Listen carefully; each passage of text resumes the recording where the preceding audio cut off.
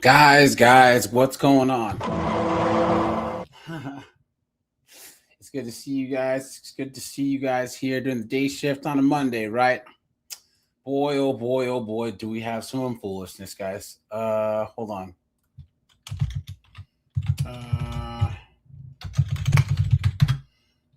Hold on. 1 second. I gotta do this one thing. And then, guys, we'll get into this here. But yeah, guys, nurses are quitting. They're quitting, guys, and it's hilarious. All these chicks are in here trying to be strong and independent, right? You know? Whoops. That's the sound that wrong sound effect, guys. Here. Fix this. I am woman, hear me roar, in numbers too big to ignore. And now they get into nursing for all the wrong reasons, and they're cooked. They're absolutely cooked. Keyshawn, what's up, dude? He said nurses are quitting everywhere. They're cooked. Yes. Keyshawn says that Burley thinks is supposed to do a debate with Anna Kasparian.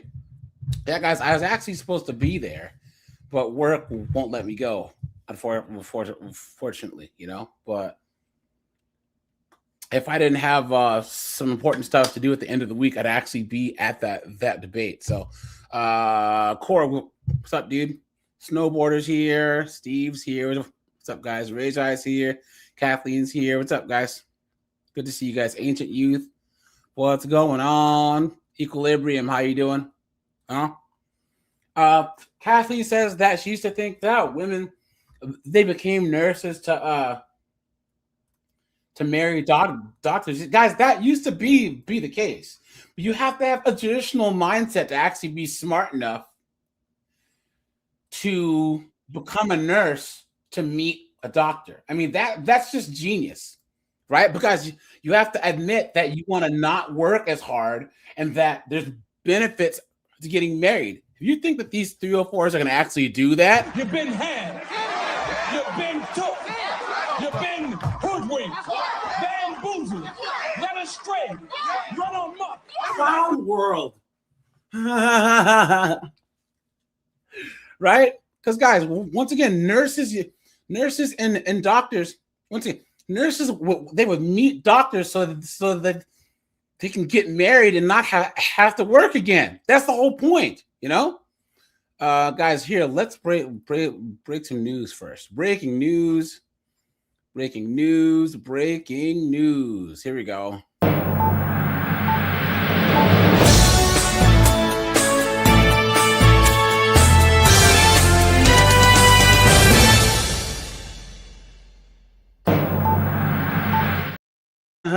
Guys, breaking news, guys. Tim Walz is cooked. He's cooked. He's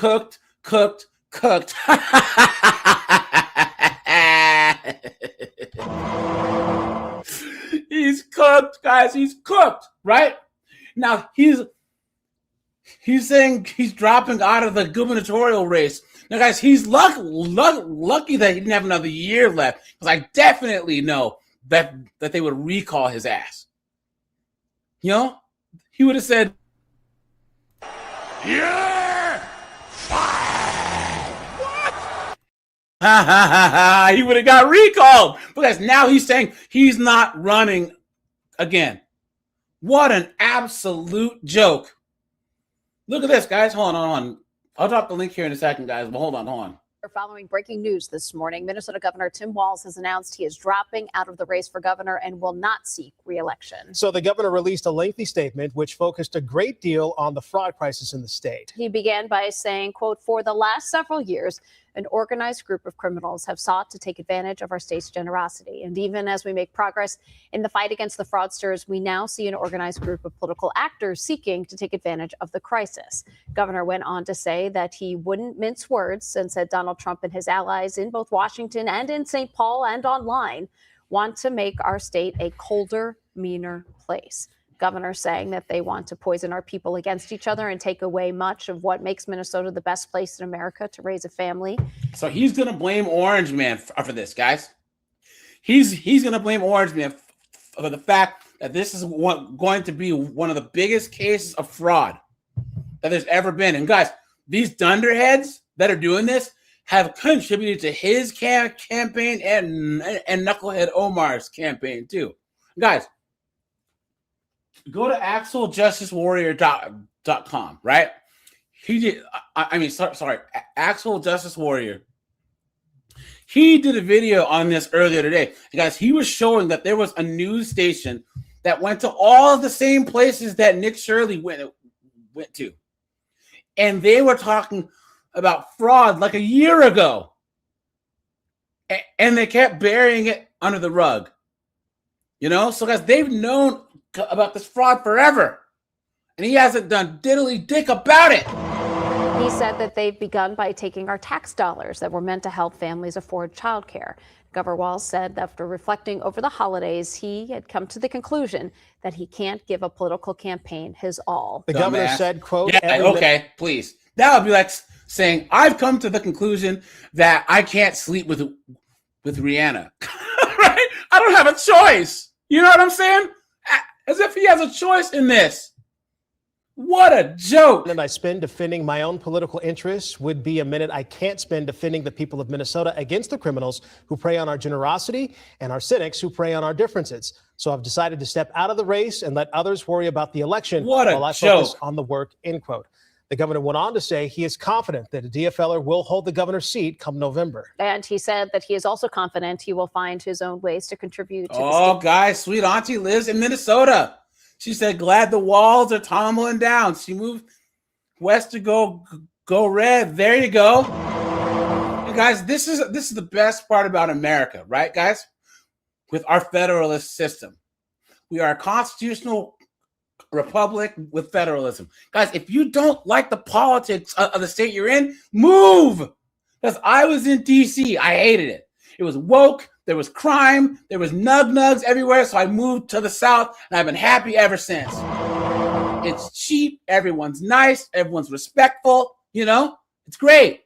Thanks for the $5, my friend. I appreciate that. Thank you so much. Hold on, guys. Thank you so much. Seriously, garlic croutons, dude. Appreciate that. He loves even after leaving office next January. Now, the governor's office has announced a press conference that's scheduled for 11 o'clock this morning. Look for that live here on WCCO and on CBS News Minnesota. All right, we have one more story here, guys, and then we'll get into these nurses. Hold on. Dearest right-wing YouTubers, I don't want to hear his breaking in. His actual speech because he's an idiot, right? Listening to him talk is just as annoying as Kamala Harris, right? Where's the other story? Was this it? Announcing the. Welcome back, and we have been bringing you breaking news. Governor Tim Walz announcing just at the top of the hour officially he will not be seeking a third term amid all of the political turmoil going on with what's going on with fraud in our state to the tune of, some say, billions of dollars. Billions. Let's check in with our chief political correspondent, Corn Hoggard, who was there at the governor's news conference announcing the end of his re-election campaign. Corn. Yeah, Tom, I guess, you heard the entire statement there. His name is Corn? Are you guys hearing this? Corn? What we didn't hear was him answering any questions afterwards. A lot of us, of course, have a lot of questions about why he's made this decision and why he's made it now, whether Nick Shirley's video has anything to do with that, whether he has convinced somebody else within the DFL to run for this office who he is confident can win the office. We don't know. We'll hear, hopefully, those answers. He said tomorrow, he's got a press conference tomorrow to talk about paid leave, and he'll take questions at that point. But I was warned before this started that he wasn't planning to take questions. Sometimes he does go off script, but he did not do it in this instance. So he gave his statement, the same statement essentially that he emailed out. His comms team emailed out this morning, and then he walked out of the room, and we will get to hear from him again. Yeah. Presumably. Dr. Johan says, thank you, Nick. Facts, guys, facts. Tomorrow, Tom, and hopefully we'll get a lot of those answers to the questions that we have about why he's made this choice. And the guys, hold on. Someone says that the Democrats are worried about the midterms. And guys, they should be, because if Nick Shirley, let's just say that he expands his network. Let's just say he creates satellite offices or satellite groups to go to every single blue state. Guys, he could make the same video in every single state. Guys, put a 1 if you agree with me that he could do an investigation like this in almost every single blue state, and it would get millions of views. New York, Jersey, Washington State, Oregon, California. You know what I'm saying? Come on, man. Of it. Sure. Corin Kelly here alongside the desk with Tom. And I know you've been working your sources. I know you've been making some calls. Obviously, to your point, the big question, he finished essentially the statement and the announcement saying he's confident that the DFL will be able to hold on to this seat. What are you hearing? Who potentially would be interested in this? Who potentially would be someone to kind of come in and fill, not at the last hour, but obviously a little bit later in the game? Who knows? Yeah, honestly, the odds-on favorite now within the DFL has to be Senator Amy Klobuchar. I did talk to some sources close to the senator who said she had. Amy Klobuchar is still alive?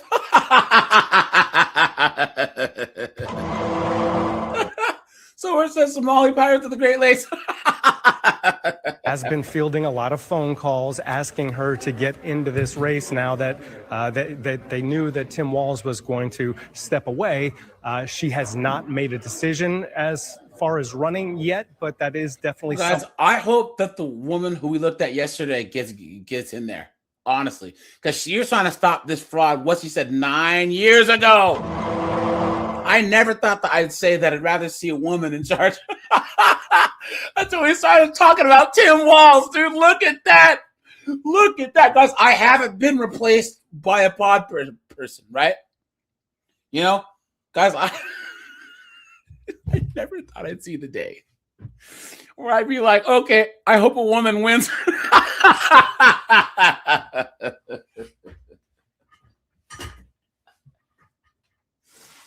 Guys, man, the Devils were in long johns today.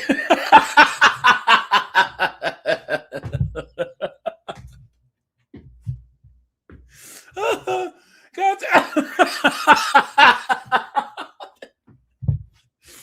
Oh, what strange times that we live in, right, guys? She is considering, according to sources close to her. We know that U.S. Representative or former Representative Dean Phillips, who also ran for president in 2024, has said that he's not interested in the office, but he wants to help people. Cork says, what is a woman? Tim Walz.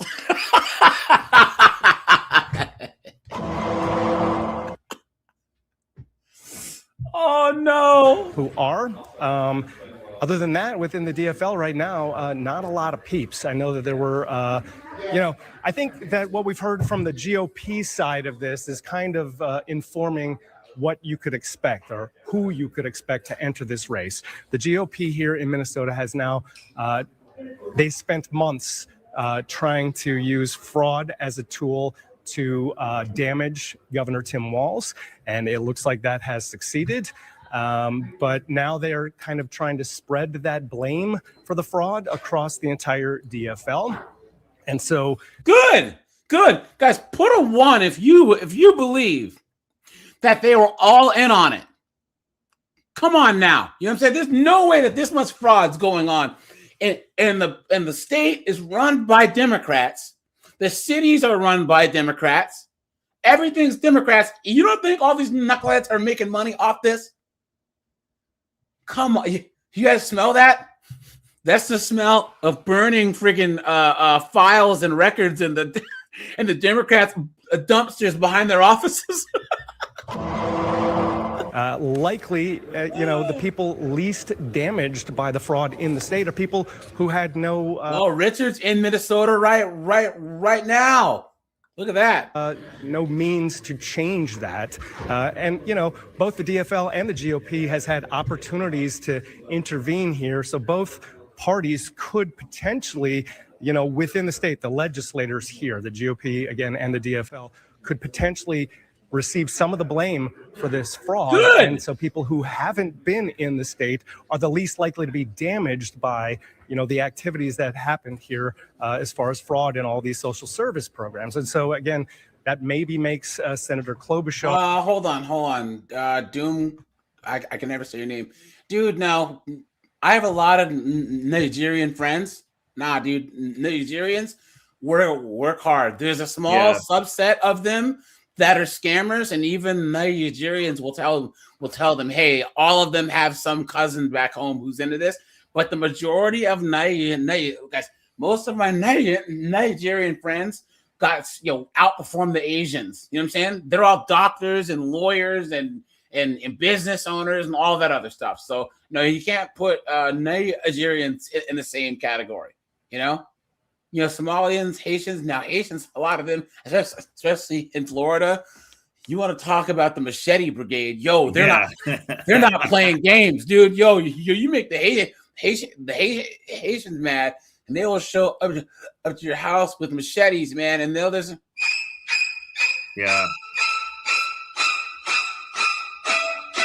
they aren't playing, Are a good candidate, but that also could make somebody like, say, Tom Emmer a good candidate. He has not entered the race, hasn't commented on entering the race himself. They say the announcement a part of all of what has happened and transpired with some of this fraud. And guys, the craziest part about this, they've known. I looked and I found news stories back from 15 years ago. 15 years ago, Axel Justice Warrior found a news report of this local news station going to some of the same places Nick Shirley went to. They've been reporting on this for years. And guys, when you watch the Nick Shirley video, snowboard, secret, what were the Somalis taught to say to him as a defense mechanism? I haven't seen it, so I don't watch know. it. Secret, do you know?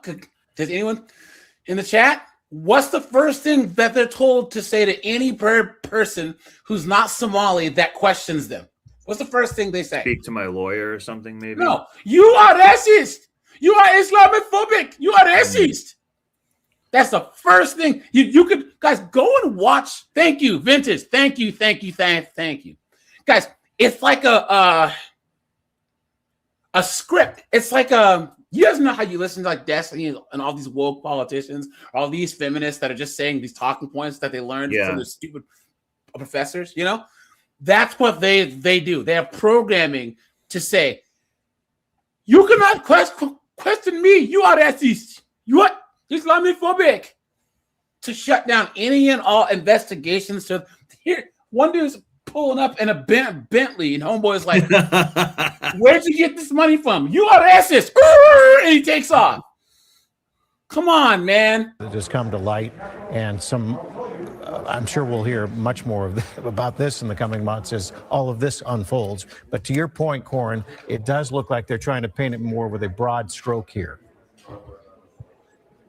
Yeah, that's definitely the case. And, the DFLers around here in the legislature would point out that the GOP did have some of the levers of power here in the last year, and yet nothing significant as far as fraud prevention. Oh, yeah, the GOP has some power in a 99% Democrat state. Yeah, okay, please. You've been had. You've been took. You've been hoodwinked. Bamboozled. Led astray. Run amok. Come on. Who believes that, right? What an absolute joke. What a joke.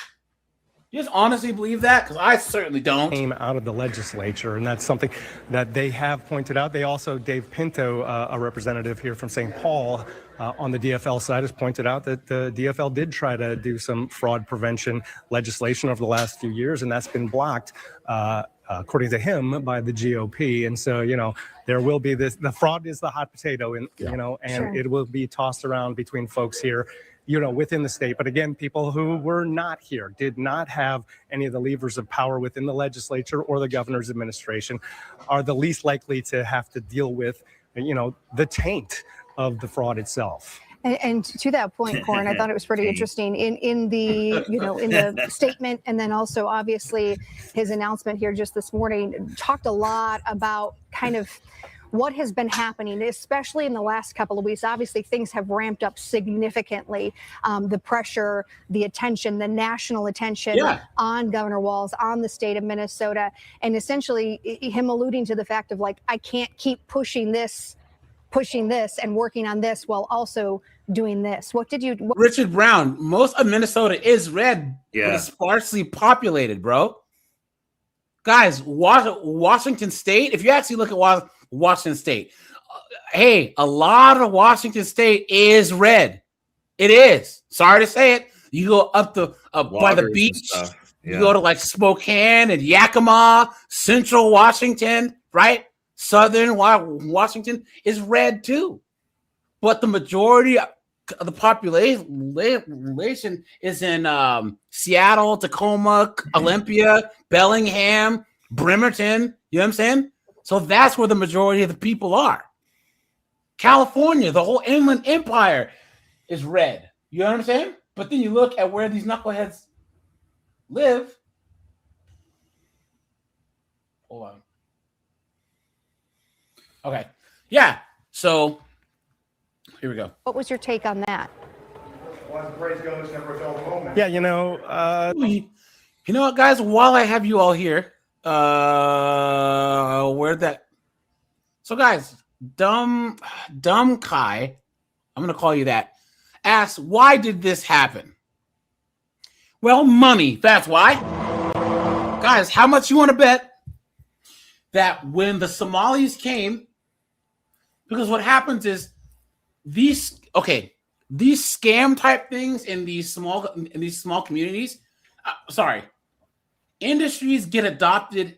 Bad industries get adopted by immigrants, and good industries get adopted. So, for instance, anyone who's lived in DC knows that Ethiopians all do IT. You know what I'm saying? All of them.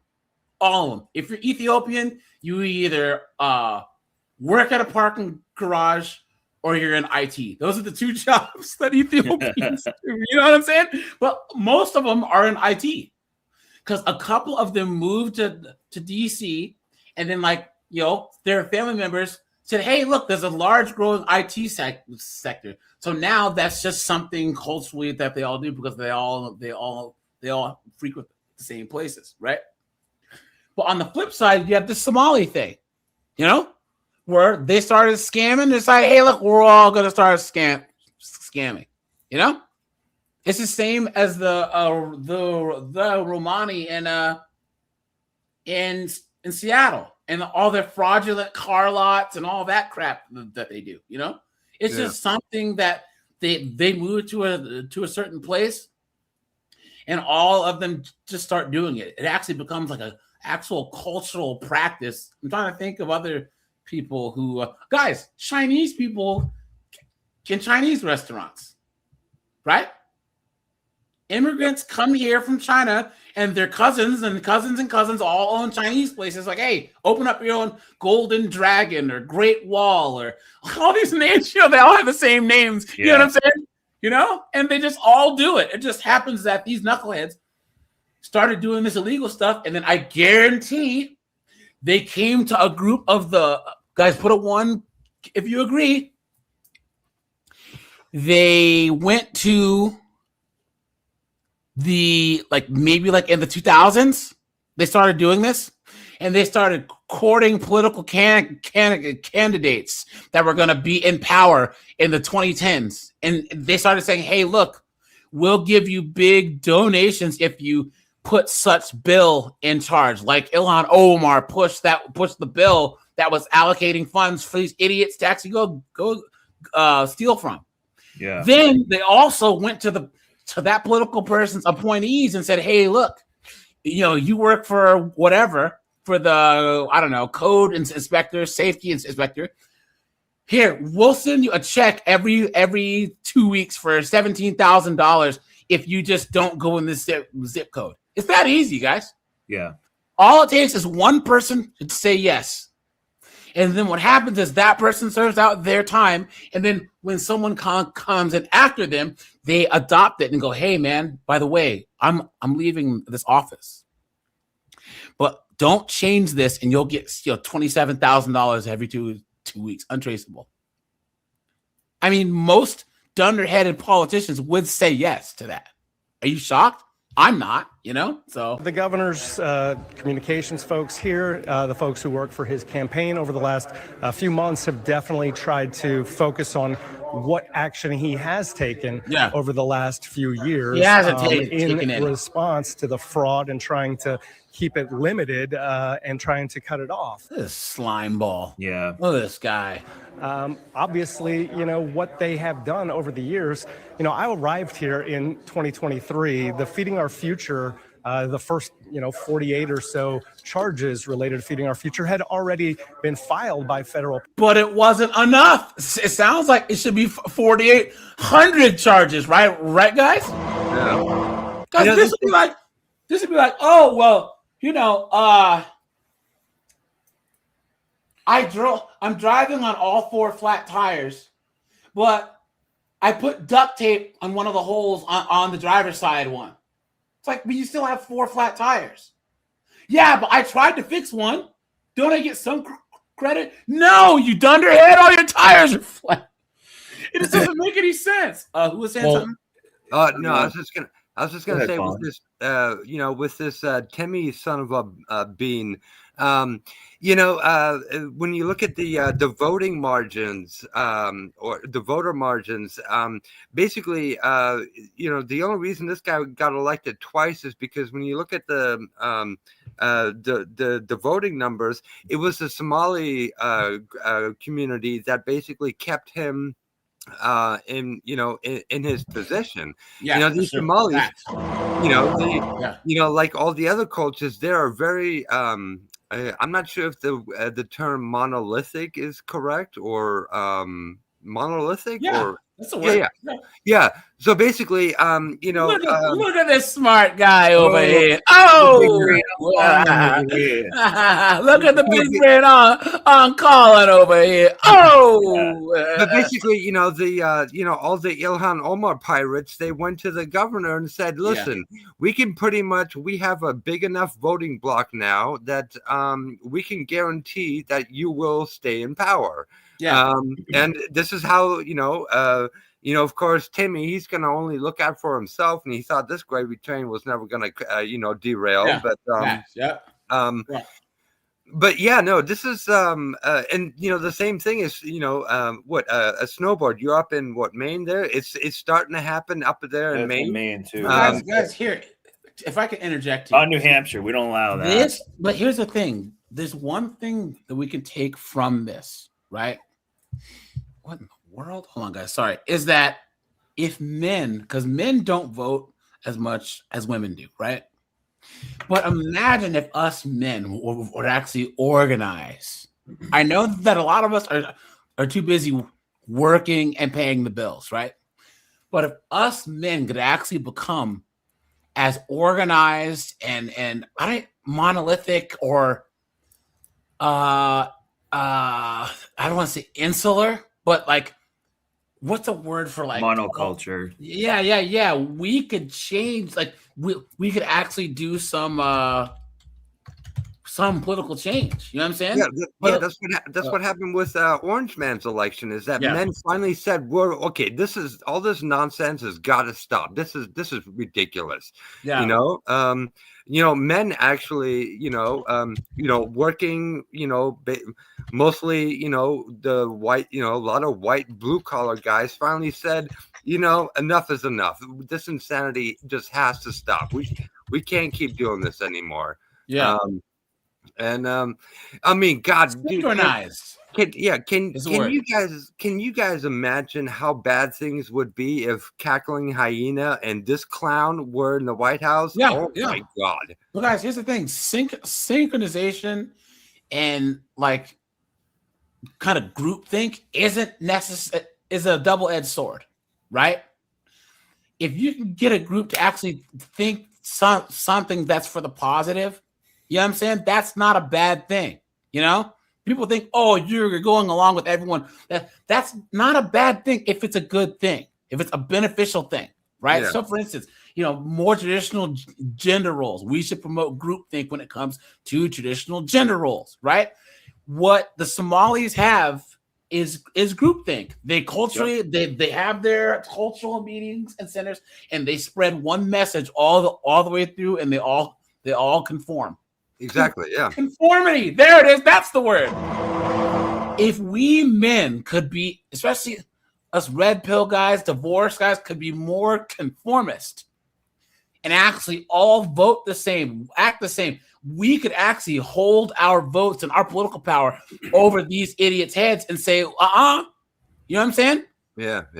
Because if 80 to 100,000 Somalis can do this, imagine what us millions of red pill guys could do. Yeah. Millions, if not tens of millions. I want to say where I think part of the problem developed too is I believe this was Jesse Ventura was a governor of the state, or is that the one next to it? He was Minnesota. Governor. Okay, he was Minnesota. Yeah. He didn't want to be governor anymore after that because he said that it's just riddled with bureaucracy. So if you go, and here's an example, if you wanted to go to your local town hall and you wanted to get publicly accessible records from the clerk of the town hall, they're going to be a complete dunderhead, and you start asking questions to hold them accountable. It's very difficult, and kind of what's happened here, it becomes a little too big to fail. Yeah. So many people are involved. It's kind of like that certain guy's Files who has the Little St. James Island. There's so many people who are kind of like half involved and on all levels, judges, zoning people, DA, zoning DA, people, cops, safety code inspectors, CPS, all of them, a ton of them. That's why you're not really gonna probably see the justice that you want. It's not just like a few people may have masterminded it, but it's already running like a well-oiled machine. So sometimes these things get kind of too big to fail. I mean, like look at Flint, Michigan. Do we see any? And that's just kind of negligence there. Yeah. Do you see anyone go to jail for that? No. No one, Baltimore Bridge and all these things, they kind of become a little butt too cheek big. And the train crash.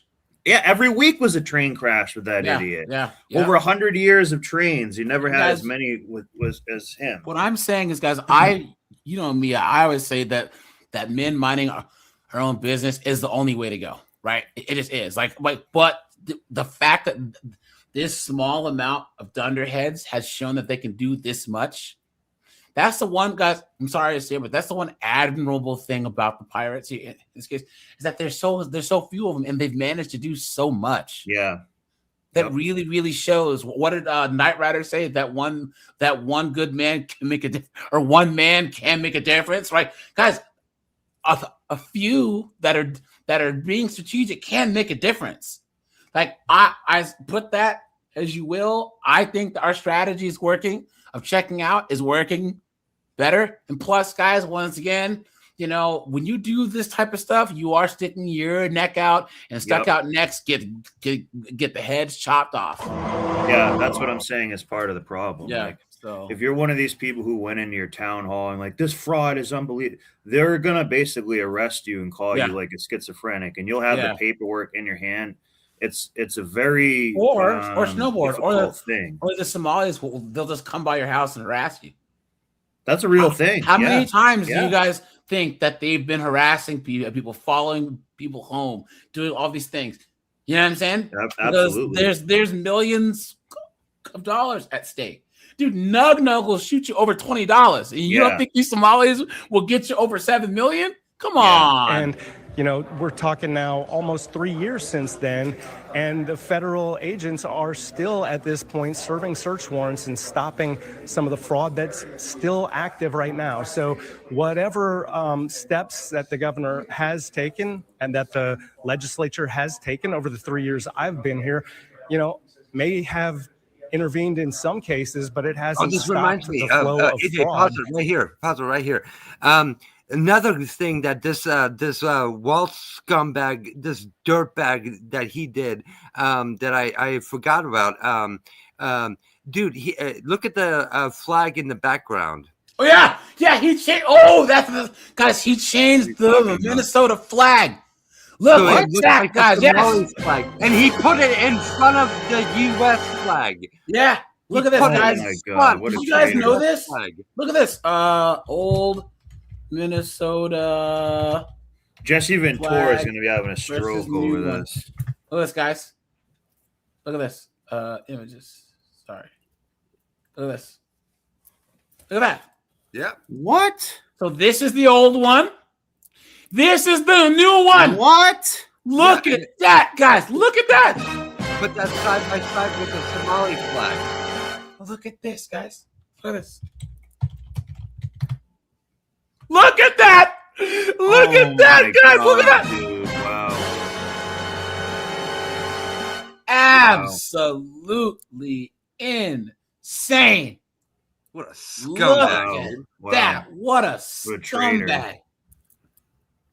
You guys see how in a state of millions, 100 and something odd thousand people can do this much change? Yeah. Yeah. Look at that, guys. Wow. What a That's an joke. embarrassment. What a joke, guys. That has look nothing at to this. do with Hold on. Minnesota. Look at this. The Uzbekistani flag. Hold on. Hold on. What's the other one? Not Kyrgyzstan, but Uzbekistan. Azerbaijan flag. Hold on. Look, these look familiar, guys, right? What's the other one? There's another one in that area. There's another one that kind of looks a lot like this here. What a joke, guys. This is absolutely inexcusable. So they were saying that this original flag is racist against Native Americans. So they changed it. What a joke. And you're going to tell me that this isn't going to fuel racism? Yeah. People are going to be pissed at Somalis. They are going to profile them because they're stealing shit. Sweet Auntie says that she didn't know that. It's a commie flag. She's glad she moved. Good for her, Thanks man. for Good that, her. my friend. I appreciate that. You are scaring the hoes. Thanks for that. Guys, we'll do one more story and then we will get into these nurses, guys. What a joke. I don't want to actually see him talk because he's annoying. Yeah. Hold on, guys. Well, good morning, everyone, and Happy New Year. Like many Minnesotans, I have to tell you, I was glad to turn the page on 2025. It was an extraordinarily difficult year for our state, and it ended on a particularly sour note. For the last several years, an organized group of criminals have sought to take advantage of this state's generosity. And they pay you, you dunderhead. And guys, hold on. Let me translate first, all right? Beta male.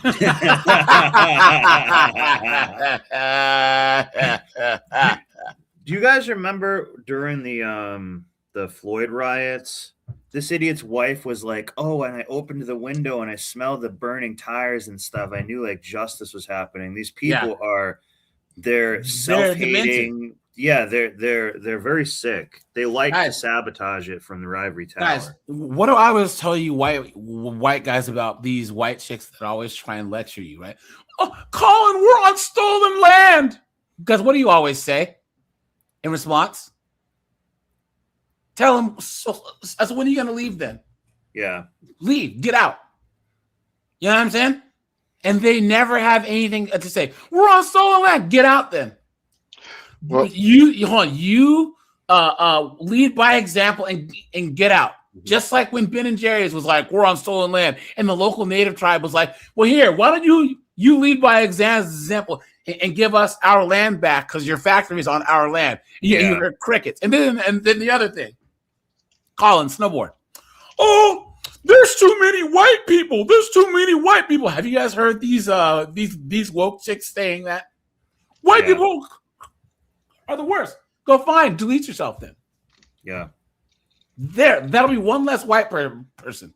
Do all of us people of color a favor and go take a long walk off a short pier, and they won't do it.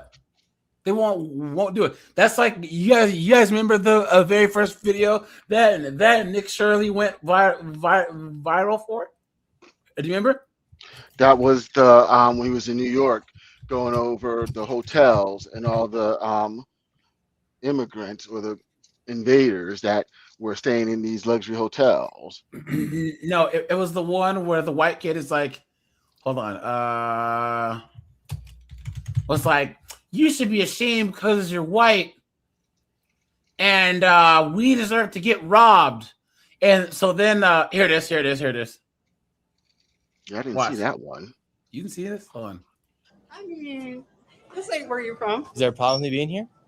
You're a white person. Now, you may notice a flaw in this logic because this individual, too, is white. It only gets stranger from here. Y'all don't pay the stolen land tax?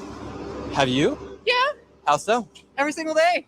Now, when this young black man joins the conversation, he expected the conversation to go in this direction.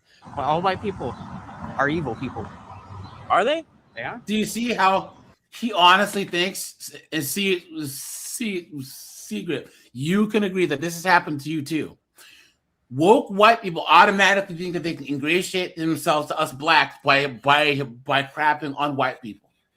They can't actually think of the fact that that I don't agree with that.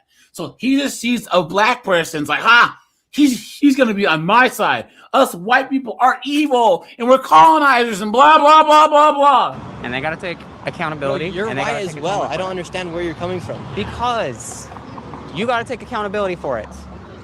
Accountability for what? Systemic problems. So what are you doing to take accountability for your systemic problems that you believe in? I'm being here. Getting pegged. Okay, so am I. I don't see that doing nothing helping. I think he was expecting him to agree with him, to Exactly. support him, because why wouldn't he? He's advocating for white people giving money away. You wanna care about people? What? Care about people. Okay, I do. Show up for an encampment eviction. I dare you to. Encampment eviction. What do you Yeah. mean? They happen every single day. I go around more places than in America than you've gone around your whole entire life. It can be shocking and difficult to believe, but this is not that far off from what I've encountered many times myself. Yep. So what are you doing to take accountability for your systemic Exactly. problems that you believe in? Exactly. I'm giving up my money. We need crowdfunding. We need divestment. We need resources allocated to people. Why would this young black man not like that idea? It's an interesting dynamic occurring. Go talk to the government. Don't talk to Well, the streamers government and doesn't tell care. them The government what is they got to genocide. do. But the government is genociding. I didn't know that was a verb. What they need to do. He doesn't what they care about want. genocide. Do you? Yeah. I care about genocide. How much soy is in my this guy, God, guys? yeah. Rate this guy on That's the the problem. soy-o-meter. Sister Mary Francis. Over 9,000! It gets real good, guys. That's why I'm opposed to it. You have it right there. He cares about AJ, genocide. AJ. That's why he's opposed to it. He's running a soy op. Oh! I personally have never met someone who is not opposed to genocide. That's just me. That would be the same as saying that's violence, death. Here. That's why I'm Opposed to death. about genocide. That's why I'm opposed to it. So I don't like him being here. Because this right here, you're occupying indigenous land There we here. go. I was presented with the same argument. I had to find When this you're original video. a white 'cause he male, paused so it a you lot. should concede your space. This was in graduate school. I've partnered with a solid Texas company. They manufacture this rapid acquisition Sorry, guys. tactical long-range optic, have to- the Rattler, with a precision 2 mg. Sorry, guys. Let me find Looks the 3D original video printed. here. But hold on. Let's see. Well, it should be easy to find because the interview guy, that's Nick Shirley, dude. Yeah, Look yeah, at this. yeah. But he has a lot of videos on his channel. Hold on. Yeah, oh, okay. Hold on. By the way, I think this guy Nick Shirley, I think he's going to be the next Captain Kirk, dude. And I hope to God that he doesn't get, Captain Kirk. He doesn't. Here it is. Hey, amount of money doing that? Here it is. But see, that money should be going to people who are actually suffering. You know. So you've watched it. I have. Yes, he does. How much money do you spend traveling places? I have to spend a lot of money to do You don't what I have do. to. You choose to. I don't choose have to do to that. keep it No, up. you don't. I have You to. can choose Honestly, to help people no, where you he are. has to. They have to. No, he doesn't have Yes, to. yes, he does. No, he can Because stop traveling. You've watched YouTube? I don't like YouTube that much. Of course That not. much. So you've watched it. I have. Okay then. So you've seen bloggers and streamers on YouTube. Yeah. I have seen And that, they but I don't spend a lot of money to do what they do. Yeah, but see, that money should be going to people who are actually suffering. You know how many people got bills and like medical bills and like housing. Those people that do that, they spend that amount of money doing that. They also spend a lot of money to charity. Charity is not mutual No, aid. watch, guys. No, let's Government get is- They got it. Watch. So Watch. I don't like him being here. Because this right here, Watch. yeah, the government And doesn't tell care. them The government what is they got to do. Here it is. Here it is. What Watch they this, need guys. to do. He doesn't care about genocide. Do you? Yeah. Yeah. I care about genocide. Yeah. That's why I'm opposed to it. So I don't like him being here. Hey, most this people right here, are opposed to you're that, you occupying idiot. Watch. indigenous land here. You're occupying space that isn't here. Wait, So but are I you. can say the exact same thing to you. You can. Whoops. And you And should. you're occupying this And we space. should. We should be calling out people. Honestly, he Who and I is deserve we? to be robbed. Who's we? You say Humans. we deserve to be robbed. Yeah. Okay, take his iPhone. Take it. Yeah. Take it.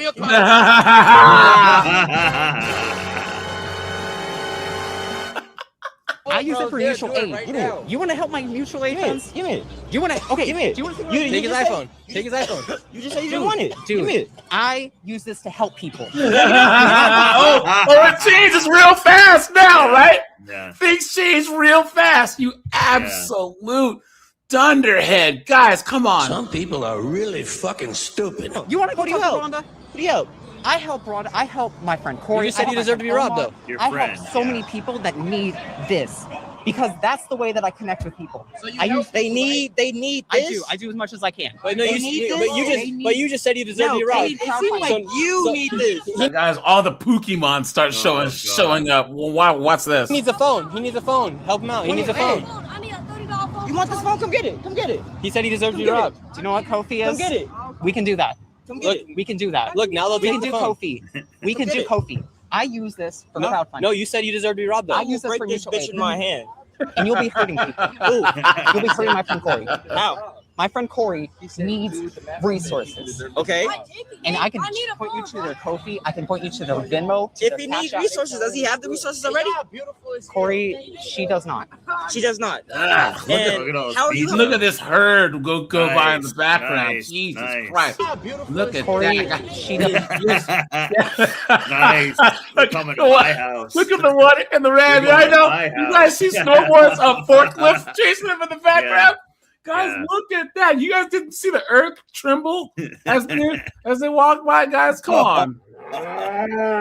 Does not. She does not. No. And how are you helping your friend Corey so far if she doesn't have those resources? Because I give them to her. Here's my $30. As well as several other Giving it to people. her and actually allow Look at Pikachu come up Yeah. and he's like, "Where's He my doesn't give a $30?" Yeah. So you said the you said you choices want to of help This guy people. said he deserves to be robbed. I don't want to be robbed. We're not Alright, going to let these kids rob him. different things. But see what happens when he says, "I deserve to be robbed," You're not and then he either. gets I am robbed. helping people. See what happens? He doesn't want to get robbed I because get nobody wants to get robbed. upset. No one deserves to get robbed. You should. This guy's a lunatic. You should be. should be what? You should be upset with people like me. I am. That's why I'm finna rob you, dumbass. The fuck? I mean, Why? you Because you you're can't- on indigenous land, not your Yeah. land, my people's It's land. not even Fuck is his you land talking about, either. nigga? But he's just saying Yeah, I per know. his logic. Yeah. You know what I'm I saying? can do whatever the fuck I please on my land. Now give me the phone. I need it to help people. No, you don't. I do. No, you don't. I got 10. I got $10. Give me $10. And I know you got more than $30. Show me your wallet. I bet you got Go to a $30. bank. Go to a bank. Hey guys, this was a white kid right here. This kid here is Go white. to, Yeah. wait, we still getting the phone. Let me get the phone. You can help me with crowdfunding. I got mutual aid. And you see this, people? You see how the cycle works? I said I wouldn't take the phone. My little niggas on the other hand. This ain't nothing about there. Yeah, he did. Oh my God. Look at this. They're lucky that they don't jump and Yeah, I know. right I thought they were gonna. Do you guys see? This is all performative, right? Guys, here's a link to this video. And guys, look at this guy laughing. Yeah. He looks like the Joker. He's laughing so hard. Look at his face. Oh, look so demonic.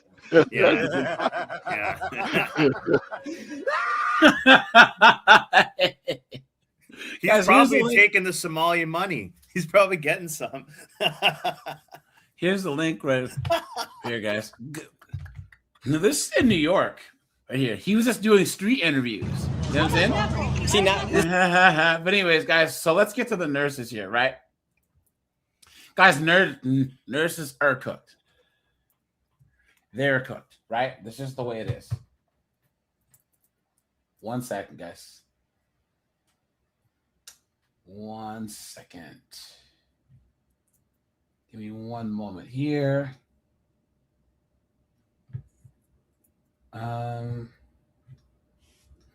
Yeah, we got nursing's cooked. It's bad enough that these nurses become nurses for all the wrong reasons, right? Mm-hmm. They want money. They think it's going to be easy, right?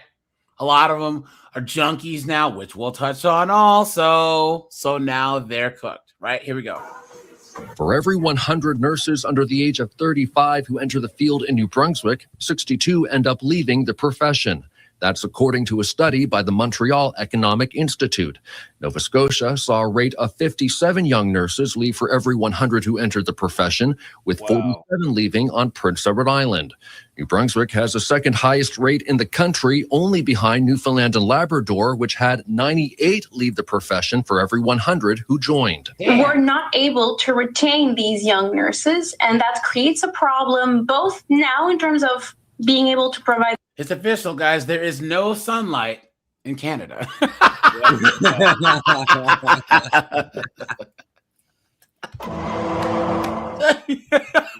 there's not. Jesus, look at this right now. But also in the future, because the young nurses of today are the experienced nurses of tomorrow. That is concerning.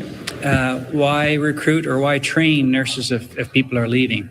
And so we are doing a very good job at bringing in more nurses with 2 new nursing schools, new spot setter nursing schools. New Brunswick Health Minister Dr. John Dornan also says the distribution of nurse retention payments over the last year, $10,000 in December and $5,000 in May, are important tools to improve that number. But work environment is the most important.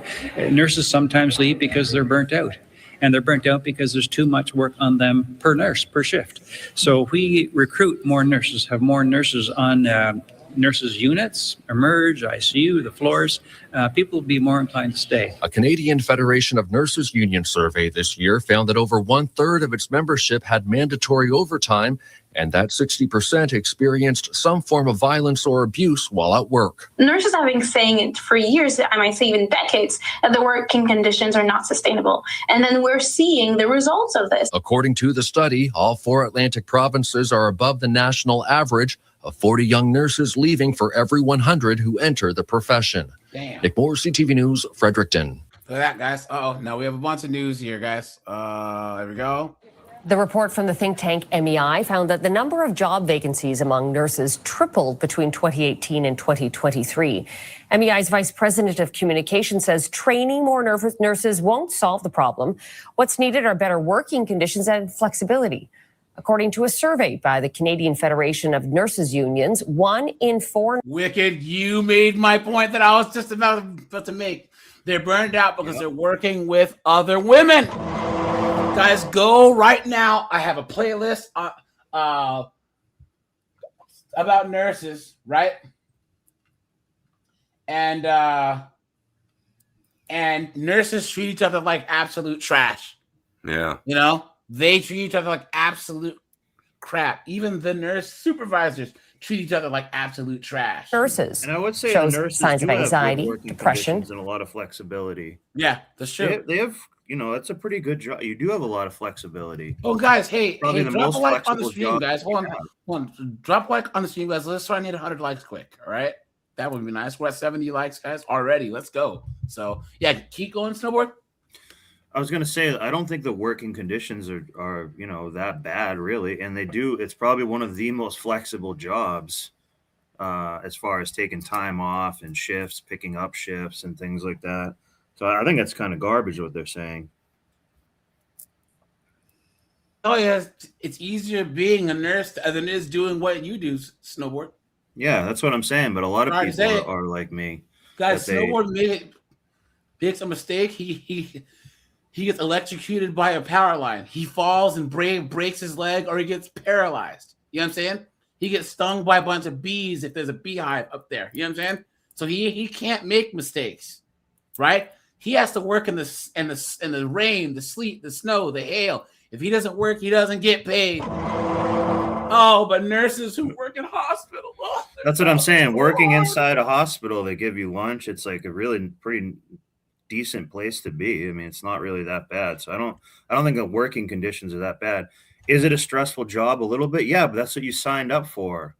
You should be stressed because it's, you know, people's life that you're responsible for. So that should have its own stress. That's a good thing. You want to be stressed in that environment because you're going to like perform better. They don't care more about the conditions for them than the patients and stuff like that. Yeah. Yeah, that's true. That's true. Or burnout. And with me now is Doris Greenspun, CEO of the Registered Nurses Association of Ontario. Nice to see you, Doris. Good to see you, Carolyn. What do you make of the staggering number of nurses who are leaving the workforce at such a young age? Yeah, first of all, let me tell you this. Damn, she was she was trying to dab the blood off of Jesus' spirit. Oh man.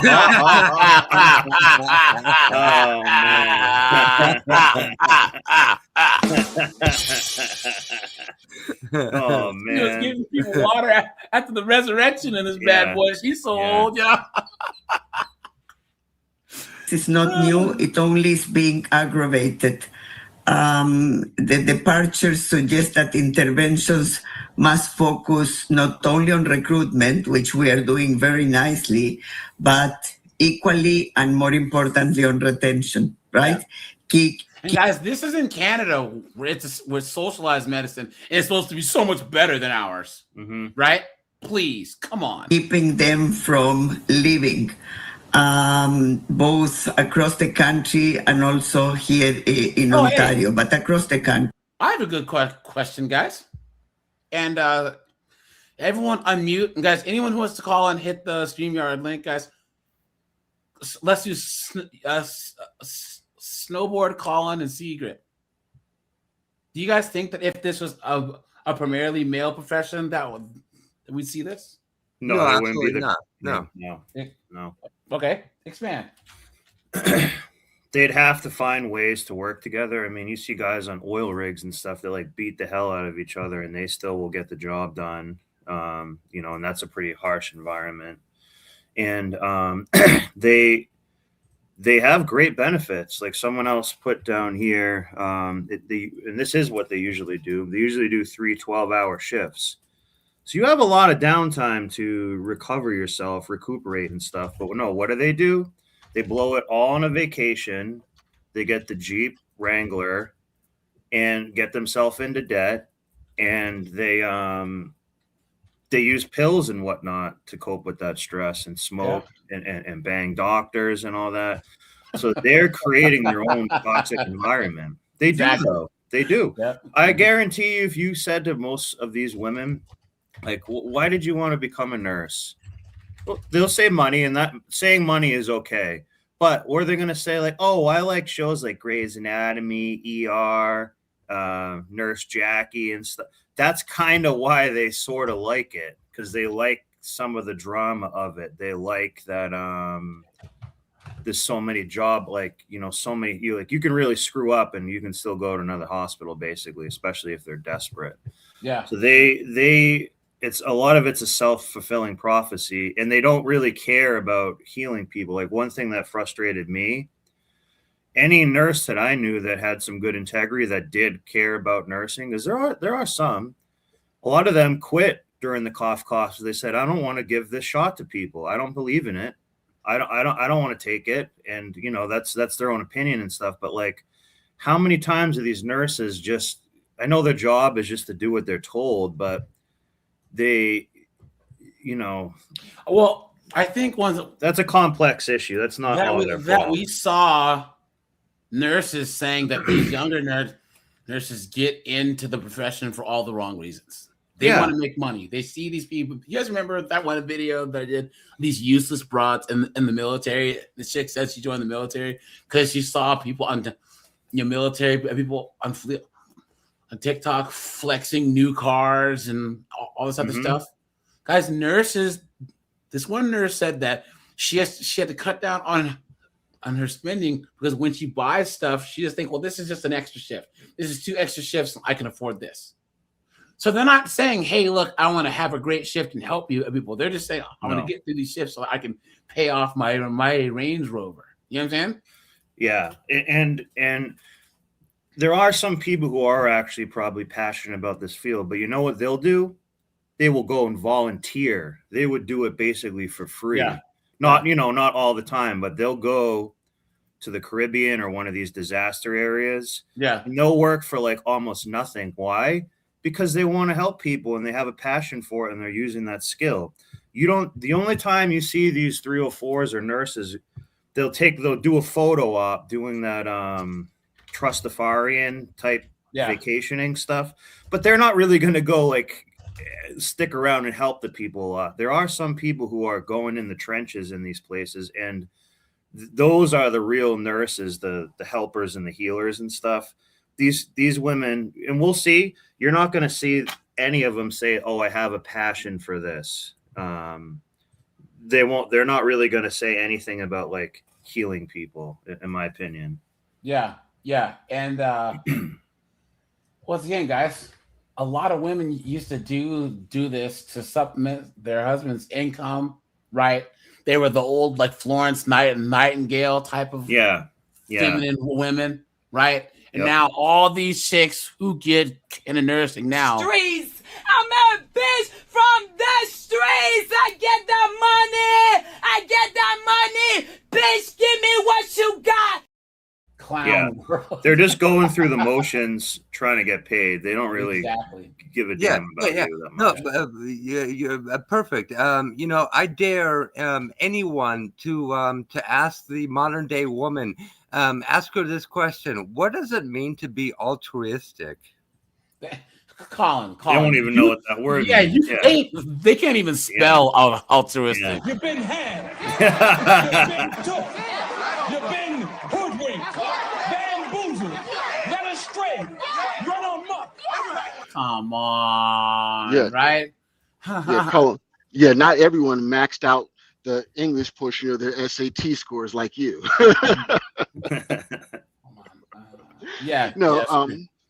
But you just, but Snowboard alluded to it earlier. They talk about the stress and the pressure, and and the Godfather KS said it best: pressure is made for shoulders, not hips. And so and so they fold. A lot of us have difficult jobs, challenging jobs, and even stressful jobs. It's climbing trees and navigating power lines. That's not a walk in the park. Being on a 20-story building and cleaning windows is not for the faint of heart. And so, men, we're not working. We're working for a purpose, a reason, not just for things, not just to say, I want to, take this trip, or I work 3 shifts, I can get this, or make. No, we're working to provide for our families, people we care about, and men have an uncanny ability to, put their head down and get to work. I'm gonna put my head down and I'm just gonna stick it out and dug it out. Yeah. And they also have great benefits and stuff too. Like, it's not like you're running your own business. You have a really pretty cushy job, great health insurance. You can take a lot of days off and stuff like that because there's so many other people there to cover for you and make it run. So it's really not that bad, like big of a deal. Yeah. And it's like, this is what you signed up for. You know, you want the esteem and status of being a nurse. You're going to have to deal with some situations that are difficult. But they don't ever want anything hard. They don't want anything difficult. Yeah, but that's where the money is, or should be. About like this is one of the few female jobs where you can make a lot of money. It's supposed to be. You know, most of the male-dominated jobs where you make a lot of money, there's risk, there's stress, but we sign up for this stuff. You know, Sweet Auntie's been a member for 4 months. She said, yeah, that's true. That's true. Thanks for support, my friend. Appreciate that. A lot of it too is a way to get their drama fix and kind of socialize and things like that too. So a lot of their life just mostly revolves around the hospital, trying to do petty things to one up each other. Yeah. You know, all stuff like that. And I'm sure there's guys who are doing it too. You know, every workplace is going to have some stuff like that, but it's kind of sad that they can't come together, you know, to be, you know, they're dealing with crisis situations. There shouldn't be any room for drama and all the stuff that they love. But I don't think they can help themselves really. Yeah, that's true. That's a big part of the problem. Omni just made a good point. His comment was how many times we hear about bringing work home. You know, one of the best lessons that I learned in my career is you leave work at work and you leave home at home. And if you're not able to do that, you take off. And so I always had the mindset that whatever challenges that I'm dealing with at home, once I walk through those office doors, I leave home at home. But also when I leave the office, I leave work at work. I don't come home thinking about work or anything like that. When I take my time off, I don't think about work. I'm plugged out. So he made a good point right there. Yeah, and they say that's one reason that justifies them cheating so much. Like, well, it's a stressful job. You work weird hours and stuff. Well, you can kind of pick what hours you want to work a little bit too. They want to work those long shifts. So they go, oh, you weren't there for me. Well, you were never home. Yeah. What's he supposed to do? You're at the hospital, right? Here's the thing, guys. Men who are on oil rigs and stuff, we know. Look, like guys that work away, like even basketball players and stuff that have to travel. We know that traveling is part of the job, so we don't let being away from our spouse or girlfriend or whatever affect the relationship. But women cannot do the same thing. They just can't. They just can't. Sweet Auntie says that's why she works a male job, tons of money. The stress is different. It's physical, not mental. She take driving a semi. Damn. Nice before she goes back to a Karen and HR. Check that out, guys. Nice. So don't fall in it. Oh, right? So yeah, I appreciate that. You are scaring the hoes. Who was saying something? As a matter of fact, it's complicated. I think it was his channel, and he did this really good. He asked this really good question. Would you clean sewer? Would you work in the sewers for $100,000 a year, or take a high position, a high or prestigious title at no pay, and consistently, woman after woman after woman, I'll take the prestigious job, the prestigious office job with no pay, and consistently every man said, "Hey, I'll work them sewers for $100,000, $200,000." Yeah. Yeah. I think there's also probably a decent amount of low-level corruption in hospitals, playing games with health insurance, the billing, how you rise up through the ranks in the hospital. It's kind of who you know, who you blow probably. I think women tend to like that type of environment. Yeah, but I don't think that these nurses are even smart enough to do that because they're so busy hating each other. Hating on each other. You know what I'm saying? Let's check this out. Notices going out to local hospitals. All right, Fox 5's Haley Fixler live in East Harlem with the late breaking details. Haley. Well, Steve, Teresa, this could be the largest strike in city history. Nurses, at 20,000 nurses, are preparing to go on strike on January 12th. And of course, all of this is coming during a record flu season. Now, nurses tell me that they just want a fair deal, but they are worried about what would happen if things do not change. Safe staffing so that we can give excellent care to our patients. They're stepping back. They're rolling back the clock. Which is less, more patients, less nurses, and that doesn't work. The community is getting sicker, and we need to pay more attention to them and give them excellent care. All right, here's what's been going on. 12 hospitals in the city and 3 on Long Island. They're in negotiations with the union right now. Nurses tell me that hospital management claims they cannot afford a new union contract, which would also include what nurses believe would be fair pay, as well as health insurance for them. A rep tells me that hospital management wants them to pay for their own health care rather than getting it as benefits. Now, there are also some concerns regarding workplace violence, and nurses now want some protections in place to keep them safe while they're helping patients. We did hear back from reps at some hospitals about the potential strike. A representative from Mount Sinai tells us in part, quote, just 3 years after its last strike, the union showing once again it is willing to use patients as bargaining chips. They also say that this would compromise the financial health of the entire system and threaten the financial stability of hospitals across New York City. A rep from Maimonides says in part, quote, our nurses are critical to our success at Maimonides, and we remain hopeful that we can avoid a strike. Now, they say that they recognize an increasingly difficult financial challenge that they and other hospitals are facing. They also say that they are preparing to hire contract nurses and redeploy staff to ensure that they can continue to provide high quality care to patients. Now, Northwell health officials tell us they were disappointed by the decision to issue a strike notice, but they do remain committed to negotiating a fair and sustainable contract that supports the nurses and maintains a high quality of care in the community. Now, New York Presbyterian officials, they tell us that the union has, quote, an unrealistic demand for wages, adding that, quote, collective bargaining requires compromise from both parties. And moments ago, we also just heard back from Montefiore Medical Center. Those officials tell us that the demands could, quote, cost more than $3.5 billion over the life of the proposed new contract. That's a lot of money, guys. Yeah, they're never happy. 20,000 nurses with Mom Kami coming in pretty soon. You know what I'm saying? in New York are ready to walk off the job in what could be the biggest nurses strike in New York City history. The New York State Nurses Association served more than a dozen private sector hospitals a 10-day strike notice. Addie Guajardo spoke with a nurse who says they may be forced to walk off the job on January 12th unless they reach a resolution. The clock is ticking, and unless 15 private sector hospitals across New York City and Long Island can reach contract agreements, up to 20,000 nurses plan to walk off the job. No, we don't want to go on a strike. No, we don't. Big lips.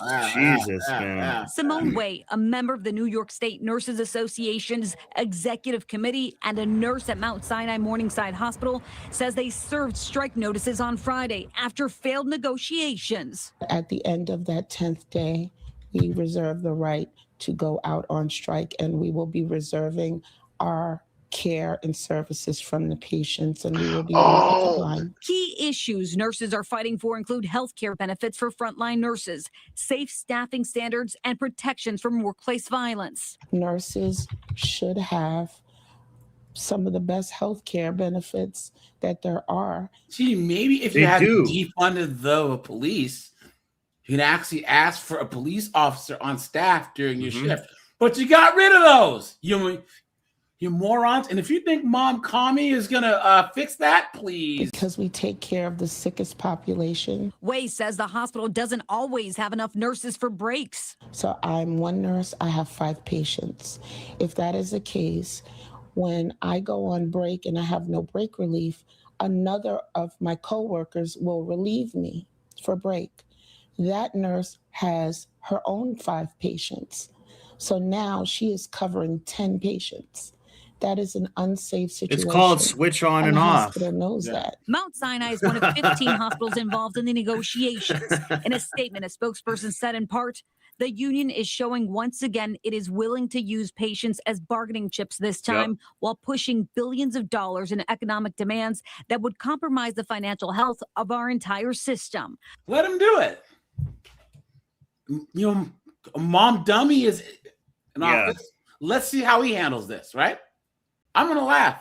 You know, a spokesperson with the Greater Hospital Association released a statement reading in part, action by the NYSNA leadership flies in the face of massive cuts in the federal One Big Beautiful Bill Act that will slash $8 billion from New York hospitals and trigger a loss of an estimated 34,000 hospital jobs statewide, and called the strike threat, quote, irresponsible. I would just say that it's irresponsible of them to let us get to this point. We've been in negotiations since September. Ways says she remains hopeful they'll reach an agreement before the They're deadline. cooked, guys. I would implore management to give us realistic, real options so that we can negotiate across the table. Addie's joining us now. Addie, how are the hospitals preparing for this? Yeah, look, a spokesperson with the Greater Hospital Association released a statement. In that statement, he said hospitals are already bracing for a strike as early as January 12th, and said some hospitals are already planning on immediately spending. She has that like Anna Kasparian, kind of choke me when you bang me type look. Yeah. Tens of millions of dollars on travel nurses. Money, he says, will not be recovered if this strike does not happen, Dick. And of course, the impossible question. Guys, New York is going to be, who run Bartertown? Master Blaster. Master Blaster runs Bartertown. All right, guys, here we go. Here we go. You know what's genuinely so crazy to me in the nursing world? Nurses who eat their young. Like, it's almost 2026. Let's leave that way in 2025. Like, what is going on? Like, you will never convince me that we're not all in this together. Like, you need to be able to rely and trust in your coworkers through 12 hours, through life and death scenarios. And you're telling me there's nurses out here who are bullying people, who are eating their young, being rude? Like, no. I've gone through this twice. I've had 3 different roles in my 3 years as a nurse, and I have experienced it twice in 2 different units. This one unit, my favorite, I love her, trying to go back to her, but these other 2 units, like, what is going on? And it's all the women's health floors, like L&D, postpartum, NICU, it's all those areas. There's too many women. What happened to girls supporting girls? Why are we all coming at each other's throats? Like, make it make sense. I cannot. It is a propaganda I am not falling for. You know what? Genuine. See? Hey, guys, who wants this chick putting an IV in you? Who wants to have this chick wheeling you to your surgery? Who wants this chick administering your meds, right? Yeah. Come on, man. Come on. That's what I'm saying. A real nurse would view their job as a privilege. Jesus. Look at this knucklehead.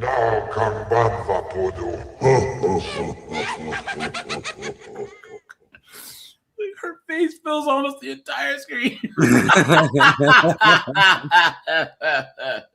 Just are mean girls.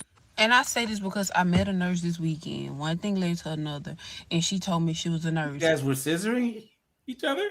I told her I was in the medical field, and I'm going to school to become a She nurse. said she met this girl, and then one thing led to another. It's like, you guys are lesbians. wait, whoa. That took a left. Yeah. So as the conversation went on, she basically told me how she bullied a tech. Like, just hold up. The nurse got mad because after the tech was done doing what she asked her to do, she pulled out her laptop and her book because she had a test the next morning. So she started studying. So basically the nurse got mad and was like, she can't do work on the clock. She said, she admitted she gave the tech extra tasks to do so she couldn't sit down and do her work. You're weird. Y'all, as the conversation went on, I got more and more irritated, but I just wanted to see how far like she was gonna go. And the reasoning why she couldn't do her work on the clock was like really mind-blowing. She said the tech couldn't do her schoolwork on the clock because she couldn't do schoolwork on the clock because she a single mother and worked full time and went to school full time and nobody let her do work on the clock. It's giving you a hater. It's giving you bitter and you want to make other people time hard because you had a hard time. You're weird. Brian says there's used rubbers in the hospital parking lot everywhere. True story. Yeah. Guys, hit the like button, guys. Hit the subscribe button, guys. Hit the super chat button. Yeah. Then the nurse bragged about how she made the tech cry and was laughing to me about it. And I'm just sitting like, what? Y'all, that made me so mad and so irritated because you don't know what that girl is battling and you giving her a hard time. You don't know what she's battling in her mind. You don't know what she's battling at home. You don't know what she's battling at school. Stop doing that because 9 times out of 10, she's probably already having a hard time at school because teachers literally bully nursing students. Then the girl has to come to work and be bullied. You're weird.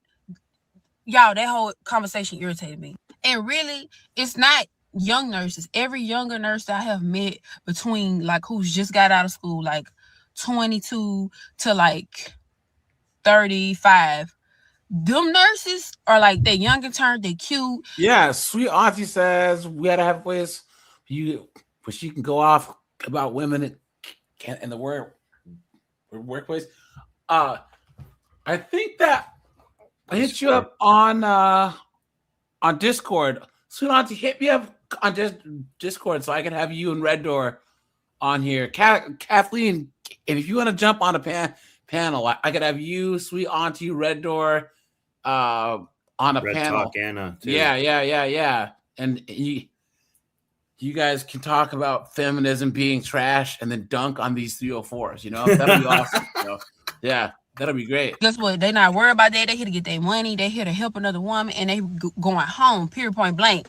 It be the old, bitter, nasty attitude nurses giving people a hard time. Those are the mean girls in the nursing field, I feel like. Because every mean girl nurse I have met is old. Why are you so mad? Go home. That's why I'm so blessed. Like I'm in a field where everybody's happy. I work in aesthetics. Like I don't want to step foot back in the ER. That is a miserable place. Some nurses are mean girls. Yeah. And I say this There you go, guys. See? Yeah. But they say that all of us men are horrible. That we're their worst enemy. Absolutely insane. Hold on, guys. We'll do one more and then we'll move I just want to check on my mom real quick and then we can go. Yeah. Hi. Can you tell me what room Michelle Johnson's in? Thank you. And where is that? I'm a little turned around. The numbers are on the door. I can find it myself. Wow, you seem like a treat. Are you a nurse here? You are. Okay, so are you always on your phone and are you always rude to people? And we all know what kind of nurse she's talking about, right, guys? We all know that. I'ma kill your bitch ass. Patients' families.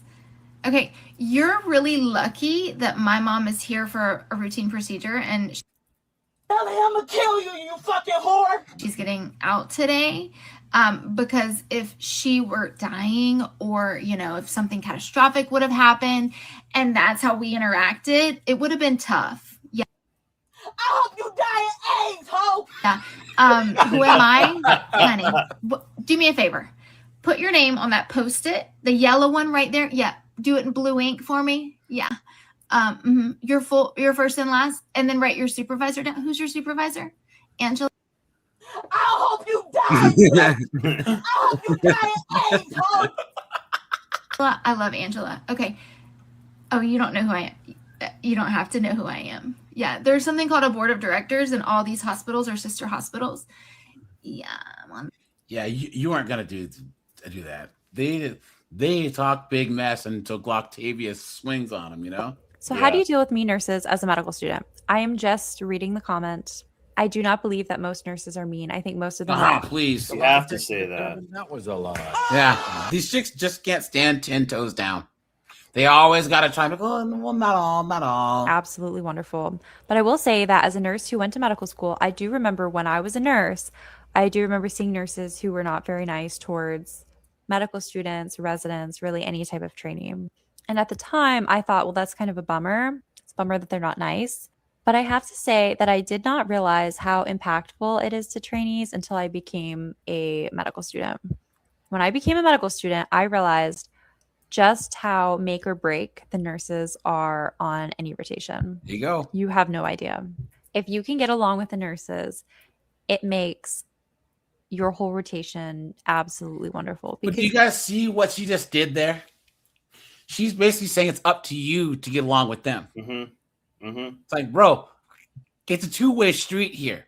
We all know that Octavia is not trying to get along with anyone.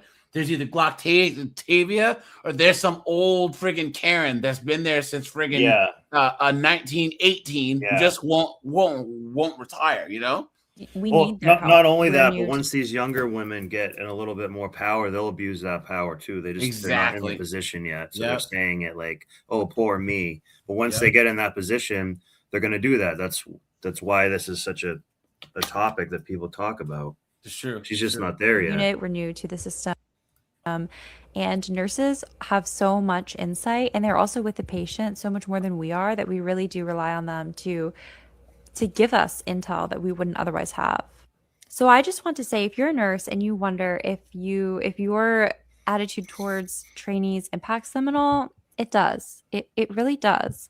And part of why I wanted to go to medical school is because I really felt like collaborating. Shut up. They just talk so much. Now, guys, here we go. Let's get into the good stuff, right? Guys. All right, you guys ready for this? Hold on. We'll get back to why they also are very egotistical. Hold on, please, hold on. Sure, guys. You guys remember there's a long time ago where we went over all these news stories of nurses getting arrested for stealing drugs? Yeah. We've done that like multiple times. Guys, what percentage of these nurses do you think are junkies? Honestly, honest percentage. I don't know. I'm gonna say like 35 to 40. So like a third. Nah, I'm gonna say somewhere between 60 and 70%. Yeah. And by junkies, I mean it's also abusing alcohol and stuff too. Of nurses abuse, which is what I do. Here we go. Okay, they say it's 10%, but they say 6 to 20%. 20%. That's 1 in 5. 1 in 5. Wow. Look at that.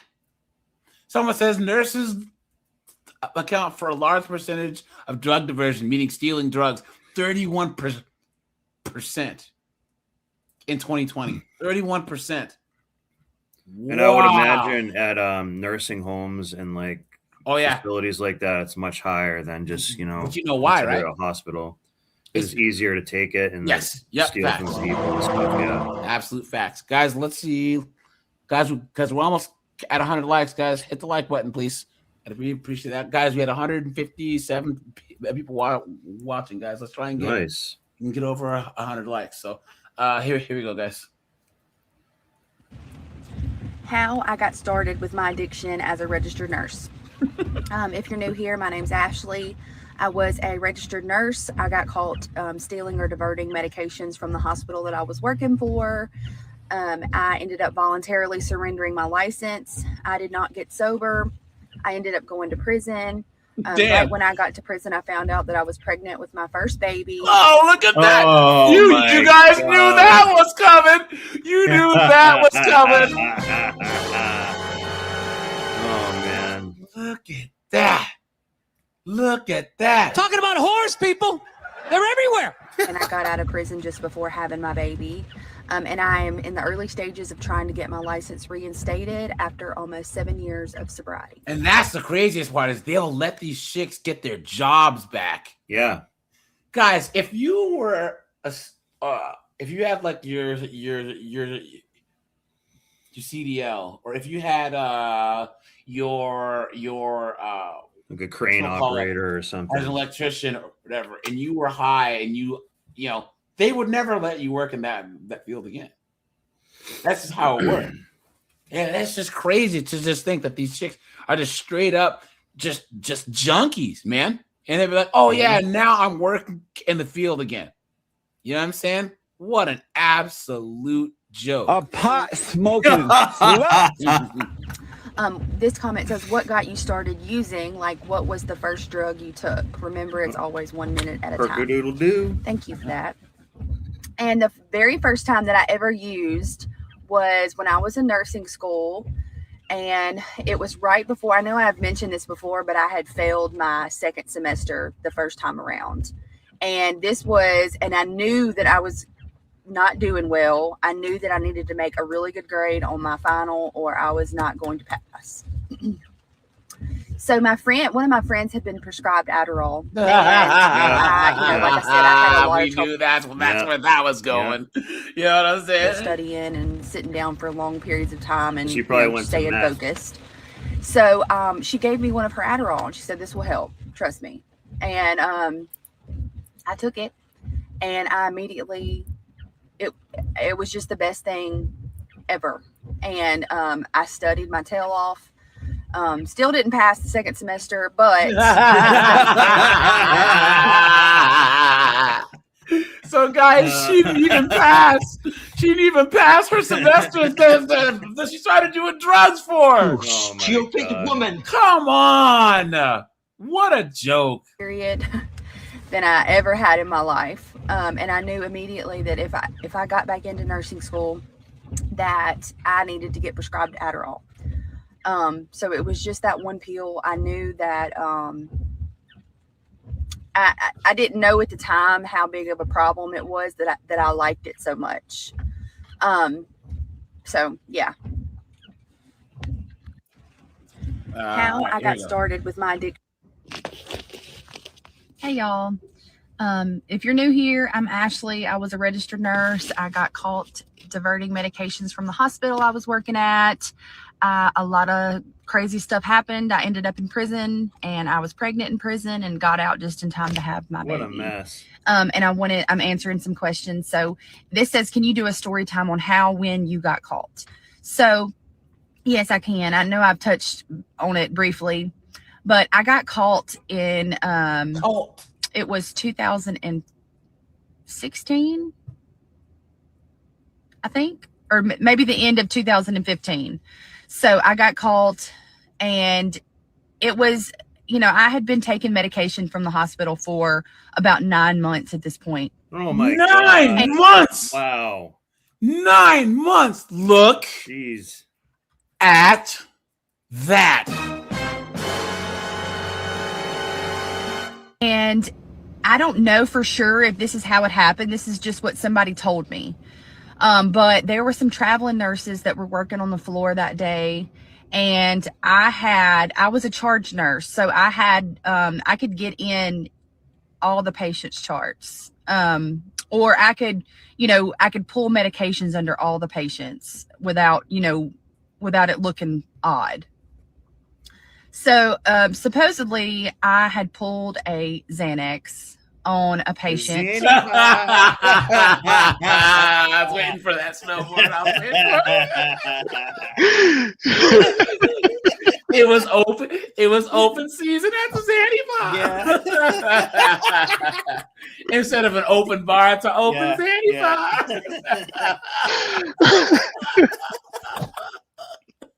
Oh man! Let's see what other stuff she steals too. Can you imagine, like your sister, brother, uncle, dad is all jacked up in the hospital, and this chick's gacked out of her mind, just like running up and down the halls, all high on Adderall and Xanax. Look at that. The patient didn't ask for it, and I didn't scan it or anything. I just pulled it from the Omnicell, or the Pyxis, or the big thing that holds all the medicine. I had pulled it, and I guess she saw that I had pulled it and I had not given it. So what I was told is that she went and reported that. Good on her. And I guess, I'm sure my behavior was off. I know it was, to me, in my mind, it was so obvious that I was an impaired nurse. And anyway, so my supervisor came and got me. And I was always paranoid that I was going to get called. Anytime she called me to talk to me about something, I knew, I was like, okay, here we go. This is it. So when she came and got me that night, this was right before I got off. So I worked from 7 to 7 and during the day shift. And she came and got me and I said, she was like, Ashley, come with me. And we were going down the stairs and I said, is everything okay? And because I just was paranoid. And she was like, she turned around and she said, I hope so, Ashley. And I knew. I was like, this is it. Yeah. So we went down to the HR, and they had printed a report off of all the narcotics that I had pulled over the last 6 months. And it was a lot. So they asked me to take a drug test, and I said that there was no point. I told them what all was going to be positive. And, I had medication on me in my pockets. And they took them and they, wanted me to call a ride if I needed to. And I told them that I didn't. And I was hysterical and it was awful. I went straight to my mom's house and I told my mom everything. And it was a really, really hard night. Because people knew that I was having issues, but they didn't know to the extent.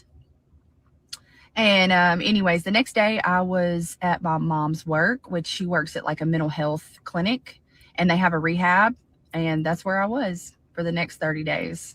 So a really hard time. But I really don't, and it's crazy because I really don't think I didn't think I had a problem at this point. What? I can't even, my brain was just so messed up. I can't even. I don't even relate to that person anymore. It's crazy. Yeah, right. Yeah, guys, right. Once a junkie, Yeah, always I know. a junkie, especially women. Now, guys, there are subscribers of mine that are recovering addicts, right? And guys, every time I talk to them, they're strong in their conviction. You know what I'm saying? They're trying to beat it. But guys, this chick, I guarantee she's probably walk in the corner right. Oh yeah, her name's Smashley. Her name is Methany, right? As a young person, sorry about the jump scare, guys. Right? Nursing, as a young nurse, you cannot do what other people do, especially when it comes to the recreational use of substances. I administer narcotics, if not every day, every other day. I'm constantly around Percocets, whatever. So, guys, I don't even like Percocets and opioids and stuff. I actually think that I'm super allergic, because oh man, I remember I tried them once and I was itching for days, because I had a bad migraine and my roommate's like, here, try these. I took them and I was like, no, for 4 hours. And then I was just itchy for days. Pyro, hey, what's up, dude? Long time no see, my friend. Good to see you. Bombakat! yeah, sweet. Auntie said you have to take accountability to recover from addiction. And 99.9% of women, that's just, they're just unable to do so. It's just not possible. So thanks for the $5, my friend. I appreciate that. Thank you. Oh yeah, you know what? Here you go. Oh yeah, absolutely. And I want my medication, and I want my croutons, please. That's fitting. Yeah. And then I also, speak of that, this is good too. I'm on methadone. My methadone's in the car too. So thank you very much. certain kids can go to carnivals and festivals, and let me just try Xanax, let me just try a perk, let me just try Molly, like the club scene, party scene, college party, whatever scene. People try things, but when your profession constantly has you around these things, you don't want to try it and then like it a little bit too much, because you are literally going to ruin your life.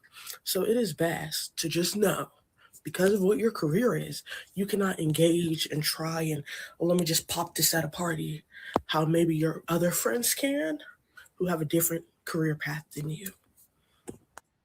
As a young person in nursing. So the burning question seems to be, how did I get caught? So I'll have to do this in like a 3-part series. So after my mother passed away, I don't think I mentioned this, but I got pregnant pretty quickly after that again. So with my second daughter, and we added on to our house because I was pregnant with our second daughter. And that was a huge change. And then around that time, I have an old friend and coworker who kind of recruited me to come work with her at this little surgery center, which I will keep anonymous. And there were 3 nurses total at this little surgery center. So I left labor and delivery. And this was all around the same time after my mom had died. And looking back, I'm like, I think that subconsciously I was avoiding dealing with my grief after losing her. So I was just doing all of these impulsive things. Yeah, see? Please, yeah. Excuses. Already not responsible, yeah. Excuses. My mom died and then my dog got hit by a car. So I was snorting Zanny off the bathroom floor at work. Please, come on. That, it's fine to make those decisions, but I don't think that I was in the right headspace to make those changes and do things like that. So I just wasn't dealing with anything properly. And so at this new job, I was the recovery nurse. I was the pre-op. So I opened the whole place in the morning with a front desk, staff, but she was at the front. I was way back in the surgery area. And I would come in with my key. We had, instead of like a Pyxis setup, it was so small. We had.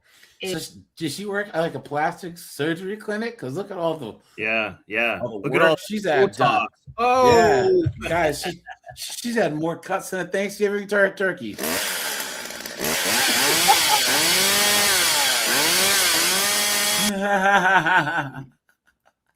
And notice how her second child was not enough to like make her not do any of this foolishness too. Remember how she said she had a second child and adding to a house? That's a pretty good life. Yeah. Well, not for them, right? It's all about them, the me, I. Like cabinet. It's true. Locked. Everything was done properly. It was all locked away. And I was trusted, as I should have been, as a nurse. And that's why I really emphasize especially with students, the level of trust that you will have. Like, do not take that. I'm sorry, guys. She just won't get to the point. Yeah, she's been talking for a minute. It's a 3-part thing. 45 seconds. I went back to school and I became a nurse. Look at this thing right here. So that got me though. Over here. That was a good thing. So I kind of stayed out of like the partying scene for a little while. I would dabble a little bit here on the weekends or whatever. Yeah. But again, I was in with my brother Frankie and Jimmy. Yeah. Oh, we got some of that cannoli sugar over there. Some of them nose clams over here. School, so I really couldn't because we were drug tested, so I kind of stayed away from it. But then I met my husband, which I knew him. I actually grew up with him. What man would marry this? Yeah. It's like a dude. Like, first of all, she looks like friggin' Steven Tyler from friggin' Aerosmith, and then that voice. You guys know how seagulls and all seabirds will like blast your ears out because there's so loud. That's how these New York Jersey chicks are. Yeah, like, get it said over in Jersey over here.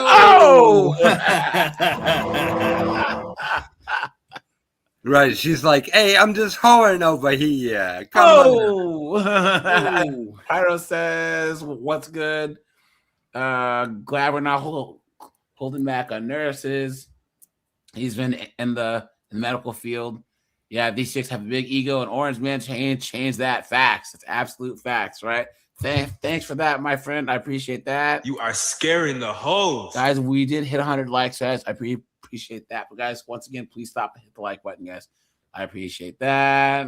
And we got together, and he was a stockbroker at the time, and it was Party City at that point. So it went from, weekend warrior to every day, partying every day, this, like, it just went down this whole path where we were constantly, getting, 8 balls and 8 balls of cocaine, like in duffel bags that we were doing every week. It was crazy. So, we had fun, but it started to get where it became, not fun anymore. Were you finished with nursing school at this point? I was finished with nursing school at the time. And, the other thing is that I never thought that I was an addict because I was functioning, because I would still be able to get up and go to work every day and I would be okay, which looking back and like, I can't believe that I was like up the whole weekend and then got up Monday morning and went to work and actually took care of patients, which was crazy that I did that, but I did, but I felt like, I'm not an addict. I'm okay. I'm functioning. I'm still holding a job. I'm not in the street. I'm not broke. I'm not, I don't owe people money. People aren't banging down my door. My dealers aren't banging down my door asking me for money. So I'm okay. So I guess at this point, I never thought that I was an addict, but I was an addict. I was just a higher functioning addict. Yeah. Which I think is even worse because you're in denial. Yeah. It's a lot easier to be in denial because you're taking care of your responsibilities, but you're still silently suffering. Yes, silently suffering. And I went back to school and I became. Damn, look at that, guys. Hold on. We'll do one more junkie chick and then we'll get back to I wanted to make a video on why I quit my job as a nurse injector. Wait, I don't think I have any more on these chicks being junkies, but sure enough, though, they're everywhere, guys. These chicks are everywhere. But guys, check this out. Hold on. Oh, you want to know what my exes have asked me to change about? So tonight is my final shift as a nurse. And honestly, I don't have a backup plan. I don't know what I really want to do. And I don't know where to fully go from here. I quite honestly just feel like there's gotta be more to life than this. I've been so sick, both physically and mentally. And you guys know she's probably hell on wheels for any dude she's dated because she's actually pretty cute, But guys, she would make your life a living hell. A living hell, man. I'm not even lying. Matter of fact, come on, shut up. I quit my nursing salary job that pays really well, and here's why. I went back into nursing a year ago and I became a nurse coordinator for a leukemia team. My job was to help cancer patients navigate the healthcare system. My manager was fantastic. My team was Now, how is that hard? You're a nurse's coordinator. Like what are you talking about? They're so lazy. I think we've seen this one, and I think she just like did the job for like a year and then just gave it up. great. Like there was nothing bad to say about them. 4 days in office, 1 day remote. And if I needed additional remote days, my manager was really chill about it. This has been the least stressful job I've had in a long time. And granted, I worked in tech sales for about 4 years prior to that, which was we have seen this. Yeah. The shit. Cause I was gonna say, cause she's like, I quit my job without another job, and I'm like, society's cooked when Asians are doing stupid stuff like this. Here you go. I officially quit my job today. My job has been honestly so. I quit my nursing salary job. Sorry, guys. This is an email. My final email, just so that we're all clear about the filter's fighting for its life, guys. Details. I have been actively involved in staffing since I started this position. We, the nursing team, have made multiple complaints and voiced repeated concerns for the schedule. The company is spending a lot of money on agency who is confirmed but not scheduled, or shifts that are scheduled and canceled the day of. I have never worked in a building where the scheduler's only qualification for doing this schedule is to be related to a member of management. The issue with having a scheduler who is not qualified to take keys or work as a CNA is they don't present the same energy and effort as knowing that they will have to work if they don't fill a spot. I have said this multiple times. The scheduler also does not take call, nor does she communicate changes to the team. Today, for the millionth time, a CNA is 90 minutes late because she was never confirmed. So-and-so was on our schedule today and was not confirmed. The agency sent a screenshot this morning to the staffing phone. She was also scheduled tomorrow for 12 hours, and her schedule was changed to 4 hours without her knowledge. She's now in the facility having an absolute fit with good cause. This is not a personal observation, a combined concern from nursing who does take call and who does have to work when the schedule is inaccurate. Being on call with the schedule the way it is simply unfair. The hours we spend looking for replacements for someone who never knew they were scheduled is alarming. We have repeatedly asked to move people and they are not moved, or someone. These are all women. These are all women doing bad stuff to women. You know what I'm saying? Moves them back. For example, so-and-so has requested multiple times to be on a certain assignment.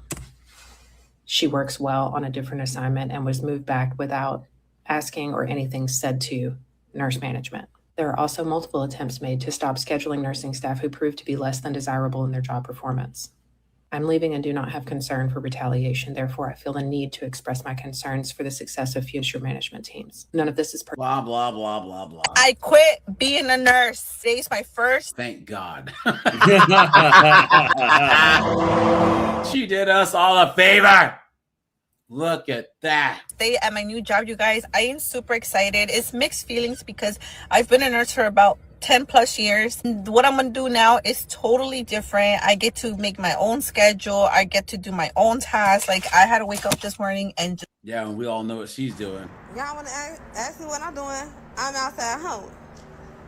I work at Hoeing. Y'all want to know what company I work at? I work at Hoeing. That's the company I work at, Hoeing. She's not giving injections. She's taking injections. Oh, I'm just super excited to be here. I'm super excited to tell you all about this new journey. Always had structure in my job. Like, this is going to be very, very different. So, but I'm very excited. Please come along with me in this new journey. Hit those follow buttons. I quit. Quit my nursing job. Thanks, some of you have been catching on to this, and I've been getting a ton of questions about it, so let's talk about it. P.S. You're going to learn way too much about me, but it's fine. I talk about it a little bit on here. A woman sharing too much of her business online? You don't say. But I'm a very anxious person. I have a lot of mental health. I started making videos when I was in nursing. Did you hear her say she has a lot of mental health issues? Mm-hmm. And she's a nurse? Mm-hmm. Come on. But when I graduated, I tried to do TikTok full time and I made no money. I decided to get a nursing job. I was working for a nurse for about a year. I was also getting a lot of comments praising me for doing social media and nursing. I appreciate it so much, but something I will say is behind the scenes, I was so stressed out, so drained, felt like I didn't have time for anything. I didn't have time for my mental health. For the first time, I realized how cool life is. Think of this. They can't even speak in a regular sentence and do something all in one take. They keep cutting and cutting and cutting and cutting. That's how disjointed their thoughts are, you know? And how much I want to keep living it. Oh, this year I've been able to experience so many things. I went out of the country for the first time. I finally got to a point in social media where I was actually able to make a living off of it. For some reason, it was really hard for me to quit. I don't know why. And I'll probably go back to nursing. I've loved it. I loved every aspect of it. I kind of like content creating more. Sorry. And what about your student loans? You dunderhead. You know what I mean? It's way more But fun to notice make how it's food not and about videos. helping people. Of course It was not. just, you know what I mean? That didn't even cross their mind. Yeah. Tap into my creative side. I've been living in the same town, born and raised here. I went to college here. Haven't left. Had a lot to do with my own anxiety and insecurities. And I could have left with nursing, fully aware. All of my friends did. I love them for it. I talked to some Loser. close friends and I told them I was going to quit. There wasn't one negative. Not one negative. And that shows that you don't have any good friends. Y'all, I cannot stress enough. I literally cannot even relate to the girl who was in this video anymore. And when I say the girl who was in this video, I'm talking about me. Like, I cannot stress to you guys enough how much of a difference I feel. Like I said, I was literally like contemplating suicide. I had to go out on a stress leave because I was so stressed out. When I tell y'all, your work environment makes a huge difference. Your coworkers make a huge difference. If you're working with people that are team players versus people that will like let you sink and drown, It makes a huge difference. If you're in an environment that does not allow you to thrive and is like mentally tearing you down and tearing your body down physically, you're not going to thrive. It's not going to work. The lack of patient ratios alone in Las Vegas is enough to make you go crazy as a nurse. If you are thinking about quitting nursing, please give California a try. I'm not saying that every hospital out here is rainbow and sunshine. Yeah, move to a more expensive state. It makes perfect sense. You absolute dunderhead. But I am saying that the working conditions out here and the state laws make it so much more tolerable to be a nurse. I literally cannot even relate to me mentally how I feel. And I'm talking about on and off the clock, because your work, since you're there so much. Phil on the Grill says, can you believe that now they have RN courses that only take a year? You see students struggling, instead of making them work harder, just make it easier for them to graduate. Unbelievable. Oh, I believe that, right, guys? You know, guys, look at the physical tests for women to be firefighters, cops, and in the military. They keep lowering it and lowering it, lowering it. Insane. It affects how you feel when you're off of the clock as well. I can't relate. I was so depressed, so anxious, so the list goes on. And when I tell you, I feel so much better now. Like, I got off work and I'm still up. Like, I mean, granted, I've only been off for 35 minutes, but the fact that I'm even thinking about making this video to let you guys know, I'm telling you, just please, if you're thinking about quitting nursing, before you quit, try California first. Give it a try, because I promise you, your work environment makes such a huge difference. Guys, whoa. Here, let's switch gears here, guys. Here you go. Check this out. This is Oops. WLWT News 5, leading the way with breaking news. And that breaking news, a man is in custody after Cincinnati police and Secret Service agents say that he vandalized the Cincinnati home of Vice President J.D. Vance. Look at that. Vice President speaking out for the first time not long ago, saying a statement, quote, a crazy person tried to break in. And thanks for joining us here at noon. I'm Ashley Kirkland. We are leading the way with team coverage on the incident. WLWT News 5's Lindsay Stone joins us in. You can get it, yeah. In studio, down Vance's statement. But let's News 5's Karen Johnson, who's live with it. What exactly happened early this morning out in East Walnut Hills, Karen? Yeah, good afternoon, Ashley. This all unfolded just under some muted light, couple tequila shots, you know. Not bad. Yeah. After 2 a.m. special. Midnight at the vice president's Cincinnati area home. Investigators say 26-year-old William DeFore ran up to J.D. Vance's home with a hammer and started smashing windows. Dude, according to that is not SSRIs right there, dude. You know what I'm saying? Oh my God, this is like Tylenol. No, yeah, look at this. This is cooked. This is This is Ritalin eyes right here, dude. Straight up. court complaints. DeFore also damaged a car belonging to the Secret Service. Vance and his family were not home as they had already returned to Washington, D.C. Court documents indicate a Secret Service agent witnessed what happened and detained DeFore, who is now facing multiple charges in Hamilton County, including vandalism, obstructing official business, criminal damaging, and criminal trespassing. The Secret Service did. There's some federal charges too, guys, because he messed with government property too. Released a statement this morning saying the man was physically detained by Secret Service agents assigned to the vice president's home. The residence was unoccupied at the time of the incident, and the vice president and his family were not in Ohio. The U.S. Secret Service is coordinating with the Cincinnati Police Department and the U.S. Attorney's Office as charging decisions are reviewed. Now, we are learning more about DeFore's criminal past. He does have a little bit of a criminal past. Of course he does. First, he is from the area. He lives in Hyde Park. He has previous charges. In 2023, he was charged with trespassing on property at UC Health's Psychiatric Emergency Service Building.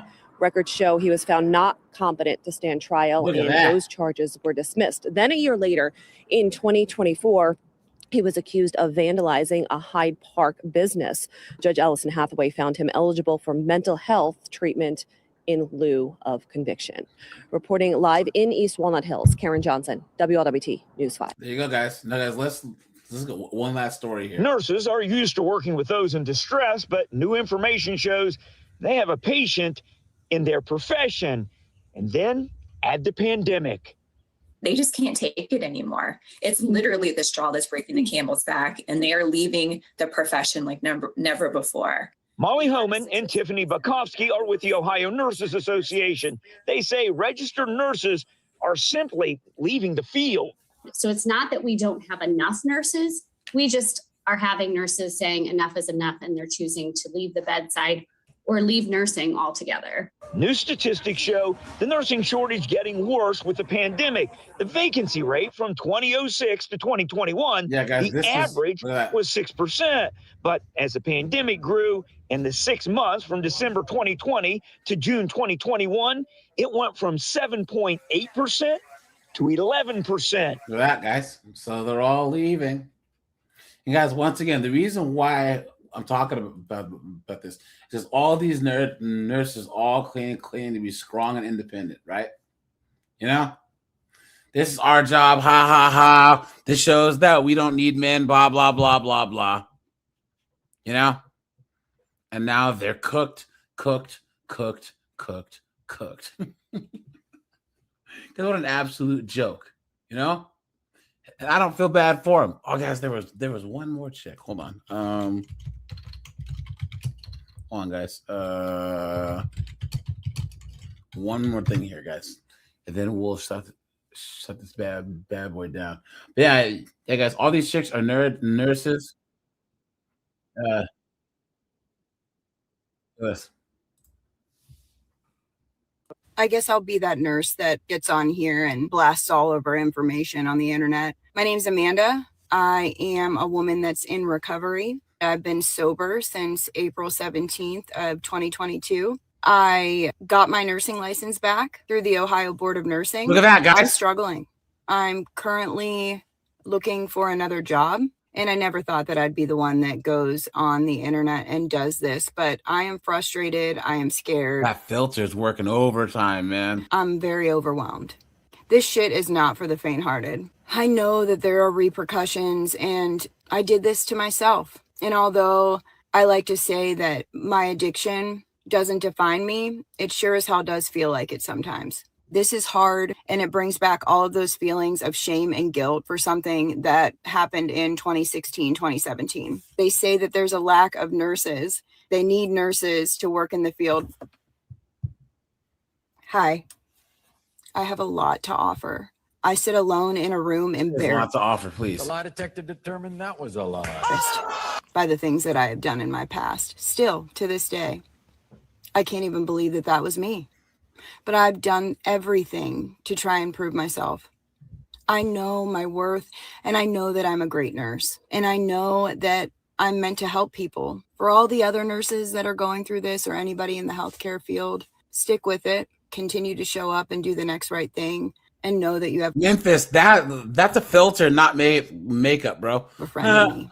I guess I'll be that nurse. Yeah, guys. So, anyways, they're all cooked. All right, guys. I'll shut this bad boy down. You know, I appreciate you guys. Yeah, guys. I'm out of here. Thanks, guys. Appreciate you. Bye, guys.